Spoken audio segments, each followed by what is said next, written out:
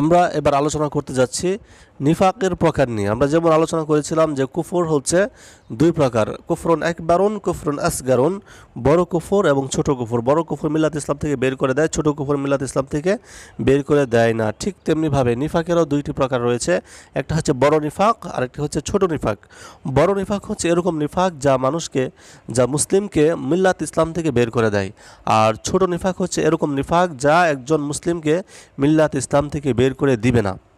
আর নিফাক বলা হয় যে অন্তরে যা আছে সেটাকে গোপন রেখে বাহ্যিকভাবে ঈমানকে প্রদর্শন করা, এটা হচ্ছে নিফাক, অর্থাৎ বিপরীত জিনিস প্রদর্শন করা। আর শরীয়তের পরিভাষা ঈমানকে প্রকাশ এবং কুফরিকে গোপন করাকে নিফাক বলা হয়ে থাকে। এই নিফাকে যে জড়িত হবে, বড় নিফাকে যে জড়িত হবে, এই ব্যক্তি জাহান্নামের সর্বনিম্ন স্তরে থাকবে। এই বড় নিফাক এটা দুইভাবে হয়ে থাকে।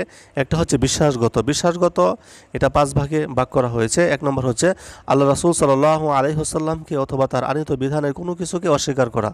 2 নম্বর হচ্ছে রাসূল সাল্লাল্লাহু আলাইহি ওয়াসাল্লামকে অথবা তার আনিত বিধানের কোনো কিছুকে ঘৃণা করা। 3 নম্বর হচ্ছে দ্বীনের ক্ষতিতে আনন্দিত হওয়া এবং দ্বীনের বিজয়ে অসন্তুষ্ট হওয়া।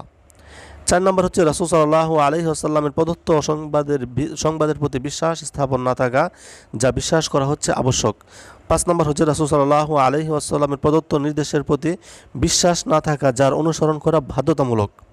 এই হচ্ছে 5 নম্বর বিশ্বাসগত নিফাক। কর্মগত নিফাক হচ্ছে আবার 4 ভাগে বিভক্ত। 1 নম্বর হচ্ছে রাসূল সাল্লাল্লাহু আলাইহি ওয়াসাল্লামকে কষ্ট দেওয়া, আল্লাহ রাসূল সাল্লাল্লাহু আলাইহি ওয়াসাল্লামের দুর্নাম করা বা আল্লাহ রাসূলকে নিয়ে কটাক্ষ করা। 1 নম্বর। 2 নম্বর হচ্ছে কাফিরদের পক্ষ নেওয়া, মুসলিমদের বিরুদ্ধে কাফিরদের সাহায্য সহযোগিতা করা। 3 নম্বর হচ্ছে আল্লাহ সুবহানাহু ওয়া তাআলা এবং তার রাসূল সাল্লাল্লাহু আলাইহি ওয়াসাল্লামের আনুগত্যের ক্ষেত্রে উপহাস করা বা অস্বীকার করা। 4 নম্বর হচ্ছে আল্লাহ সুবহানাহু ওয়া তাআলা ও তার রাসূল সাল্লাল্লাহু আলাইহি ওয়াসাল্লামের বিধান থেকে বিমুখ হওয়া। এই হচ্ছে কর্মগত 4 প্রকার। এসব ধরনের নিফাকে যদি কোনো ব্যক্তি জড়িত হয়, তাহলে আল্লাহ রাব্বুল আলামিন কখনো এটা ক্ষমা করবে না, সে জাহান্নামের সর্বনিম্ন স্তরে থাকবে। আর নিফাকে আসগার যেটা রয়েছে, যেটা রাসূল সাল্লাল্লাহু আলাইহি ওয়াসাল্লামের বাণী থেকে প্রমাণিত হয় যে মুনাফিকের আলামত 3টি। আল্লাহ রাসূল সাল্লাল্লাহু আলাইহি ওয়াসাল্লাম বলছেন যে যখন তারা কথা বলে মিথ্যা কথা বলে, ওয়াদা করলে ওয়াদা ভঙ্গ করে এবং আমানত রাখলে খেয়ানত করে। অন্য আরেকটি বর্ণনায় আসছে যে যখন ঝগড়া করে তখন অশ্লীল গালিগালাজ করে এবং চুক্তি করলে বিশ্বাসঘাতকতা করে।